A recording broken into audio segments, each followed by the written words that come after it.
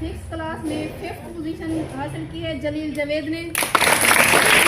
4th position Mohammad Arsalan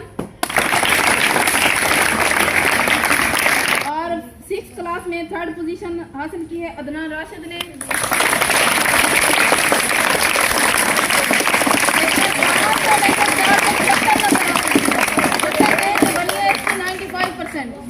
six class में से 2nd position ली है आलिया बरकत ने।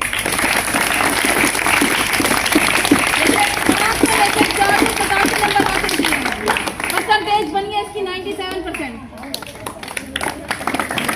एज यूजुअल हर बार की तरह 1st पोजीशन 6th क्लास में से ली है मुकद्दस अरूज ने।